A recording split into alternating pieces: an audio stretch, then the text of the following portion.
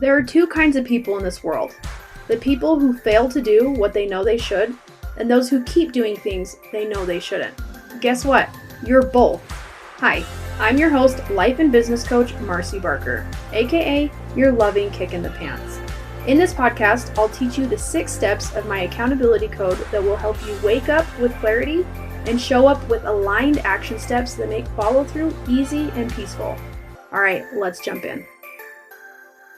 Hello, my beautiful people. I'm coming to you today right after I just did a coaching call, and it was so good because when people ask for accountability and they're willing to do what it takes to reach their goals, it just feels so good to be in a state of flow with another person, so aligned, and a lot of really great things happen then. Today in this podcast, I want to talk to you guys about putting your money where your mouth is, but more importantly, being in alignment with who you really want to be. Because a lot of people say they want to do stuff, and a lot of people will say they don't want to do stuff, and then actions speak louder than words. I was listening to a podcast this morning where somebody was talking about their child. They were kind of worried that their kids were going to go off and make bad financial decisions, even though they've taught them everything they can to make good decisions. And the person said, kids are caught more than they're taught, meaning kids will catch you doing something more than what you tell them you're doing. And it was such a good reminder that you guys, your actions are going to speak louder than your words. And I remember hearing that for the first time, like, I can't hear a word that's coming out of your mouth because your actions are speaking so loud. I want you to take a second to think about what your actions have been saying lately. Are they in line with your goals? Are they in line with what you say you want to be known for? Are they in line with the things you said you were going to stop doing? And this particular phone call with a client today was really beneficial because I am in a state right now where I am being tested real hard to practice what I preach when it comes to an abundance mindset. And I was telling this client, she's creating a course and it's going really well. She has a healthy amount of clients to the point where she's like, I don't really have to go out and search for clients, but we're building her course so that she can more easily service her clients without so much of her personal time because she's doing a lot of personal calls. So we were talking about how building this course is going to help her reach more people, but she's a little bit scared to put her beliefs and her teachings down on paper. She's like, I can say all these things in a personal call, but to say I have an entire course where it's laid out makes me a little bit scared that people are going to judge me for what I'm teaching. And it was just really interesting to see just how passionate somebody can be about something, but still have fear around being seen for that thing. And I'm noticing similar challenges in my life where I'm like, yeah, I want to be known for this, and that, but me doing it has brought me some consequences. And let me share with you. So I have this goal and I've worked with people where I say, hey, if we work together, I'm going to give you access to everything I have. I'm going to help you. I'm going to help you learn from my mistakes. I'm going to give you access to my resources. I'm going to introduce you to people. And when I've done that, I have realized that I've given that opportunity to people who don't have the best intentions. So as a result, I have been bit in the butt where people have taken everything that I've given them and then they stab me in the back in some way, shape, or form in a way that you're like, oh, maybe I should have saw that coming, or maybe I should have paid better attention to what their intentions were. And so I know what it feels like to take a risk and to do something big, but I have not always recognized the consequences that come from that higher level of business, higher level of working with more people, higher level of, the paycheck is bigger. So with this client on the call, when we were talking about, we're in the step of humility and we're talking about the importance of putting your message out there in a big way so that you can have the kind of impact that you want. We also have to talk about making sure your intentions are in the right place, because I feel like, I can't beat myself up too much, because when I was delivering all of these amazing things to these people, I was in alignment with who I was. And it's not my job to make sure other people are in alignment. If they tell me something, I need to believe them, or I need to do better about discerning what is a good business deal for me. So this client we were talking about how do you comfortably put yourself in a higher level without it being too crazy or too risky or stressing yourself out too much. And one of the things we talked about is having a controlled place where you can fail. For example, we said, okay, let's get your course done, and then we can have a goal to get 100 people on your new email list. And it's okay if you only get 13. It's okay if you fail because you only got 13 instead of 100. That's not a really big deal where people are going to come at you for it. So with this client, she is going through the intentional process of setting goals that are stretching her just a little bit so that she can see the benefits of failing in a controlled way, but not in a detrimental way. And as I was talking to her about that, I was thinking, okay, I need to practice what I preach. I need to evaluate myself in the same way that this client is doing and ask myself, okay, did I put a big risk out there, maybe a little bit too big? And you could say, yes, you did, or you could say, no, you didn't. Everything is great. But we always have to check our intentions right now of like, are we doing what we're supposed to do? Are we in alignment? And if you are in alignment, then I feel like the grace and compassion comes a little bit easier. And if you're not in alignment, then it's going to be recognizable and you're going to be experiencing some resistance to what you're trying to do. Hey listeners, the message of waking up and showing up is yours for the taking. In fact, it's free. I've recorded my entire audiobook and I'd love for you to consume it between episodes. Head to marcybarker.com to get instant access to the accountability code Wake Up and Show Up. All right, let's jump back in.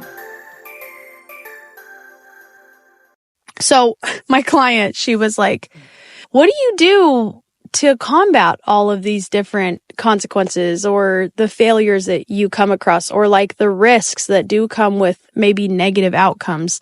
And I was like, therapy is great. Therapy is definitely great, but also willing to admit when you are wrong about something. And I feel like that's a massive part of accountability. But when it comes to admitting that you're wrong, it's very imperative that you recognize the sources that you're agreeing with. Because one thing that my client, she said, she was like, so I need to go put myself out there and get my first hater. And I said, you know what? It's not necessarily about getting your first hater. It's about being met with resistance, whether it's from you or from other people. That resistance is really a powerful thing that can help you know if you're in alignment or not. So I want you to think about it for a second. What is something that you're dealing with in life that maybe you are having a negative consequence, or you're feeling the impact of taking a risk, or you're just experiencing an outcome that maybe was not exactly what you wanted, but it only came as a result of you trying to level up? Because I feel like even when things suck, you can still be proud that you took the risk of moving up and leveling up, because that's what life is all about. And I feel like if you're listening to a podcast about accountability, you definitely have the value of becoming a better person today than you were yesterday. I want to share my favorite quote that I've shared it numerous times before. It is, true happiness comes only when our spirits learn to control our bodies, training them to be governed by the laws of God. Utilizing the accountability code in every stage of your life and in every moment can help you deal with the risks and the consequences and the outcomes of you leveling up. When we are working to become more accountable, we don't always get to choose the outcome. We don't always fully understand what we're creating when we're trying to level up. It's like the saying, you can make your choices, but you can't pick your consequences. And I think that as we move forward, using the accountability code, we can become more in control of the risks or the steps that we're taking, but we also are becoming more resilient to the things that might pop up. I was telling my client that I started my business in 2015. And since then, I have had a lot of problems and struggles and challenges that have come up just by trying to grow a business.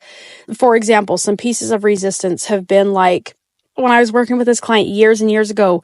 She was working on dropping some weight, lifting weights, eating more protein. And all of a sudden I get an email from her and she's like, my husband went into liver failure because of your plan. And I was like, your what? I was like, your husband's not even my client and I'm not a doctor. I would have no idea why in the world he'd go into liver failure.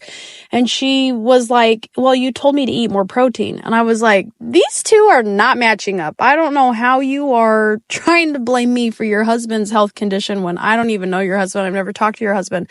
And you eating more protein has nothing to do with your husband's condition. Nevertheless, this whole situation stressed me out for a long time of like, oh my gosh, am I going to get sued? Is my insurance good enough? Like all of these things stress us out. But when I look back at it, I'm like, this is so odd. Like that's such a weird problem. Another thing that really tore me up early on in my business was getting my first 3-star review. And I was really like, how in the world can somebody give me 3 stars when she literally got results with my program, but she left a 3-star review because she wanted lifetime access to my program when that's not what I offered. So there's other times in my business where I've had people pay me for accountability and then they change their mind and I say, no, I'm sorry, you signed a contract. Like this is the plan. We're working on your big goals. And then for them to like dispute payments because they really don't want accountability to their goals or to the contract that they signed.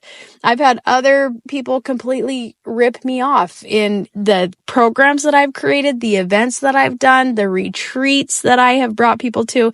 No matter what happens, like crap is going to come. I don't think anybody can really hit their main goals, their big goals without any problems or resistance. So if you are feeling like, yeah, I've had some goals on the table for a long time and they're just not happening, or they are happening and this is just bringing me more problems, then I urge you to take a step back and first, be grateful that you have the level of awareness that you do. Number 2, be grateful that you have the resources that have allowed you to go and hit your goals and to become somebody you want to become. Like you're not stuck, you have choices. And third, be grateful that you have the opportunity to change at any time. If you're doing things right and you are in alignment, then there's nothing to be afraid of. It's just another thing that you're learning. You're going to become more resilient and that much more credible and strong for the people that you help. And if you are like, yeah, I've done some big things, but I've made some mistakes. That's okay. That's okay to make mistakes. It's okay to have worked with people that you're like, maybe I shouldn't have done that.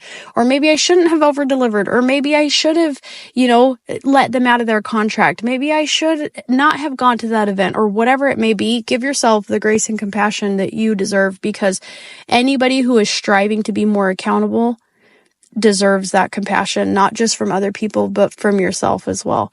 So as you are utilizing the accountability code, I want you to know that leveling up, it takes some work. And most of the time you're going to get really, really great benefits. And then other times you might be like, dang, I didn't know that this came with that level of success.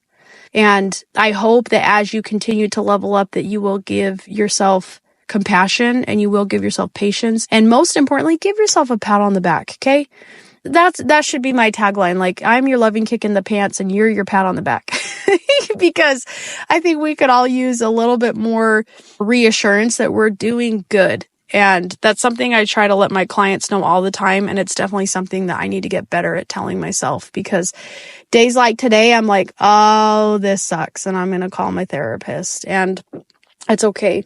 It's 100% okay. We're dealing with first world problems, guys. If you're listening to this podcast on a device, then yeah, you probably fit into that category of you're dealing with first world problems. It's a really beautiful place to be. So I hope that you know I'm in your corner, whether you are killing it or whether you are making mistakes or whether you're dealing with the consequences of your choices or even the actions of other people. Like, I'm here to help you continue to try and be as accountable as possible, because I know that in the end brings you the most happiness when you're in alignment as on the daily as you can be. So I hope to see you all for another episode of Your Loving Kick in the Pants. Hey friends, I want to thank you for listening to this episode of Your Loving Kick in the Pants. If you got any value out of this episode, I would love for you to drop me a review or share with a friend what you learned. All right, I'll see you next Wednesday for Your Loving Kick in the Pants.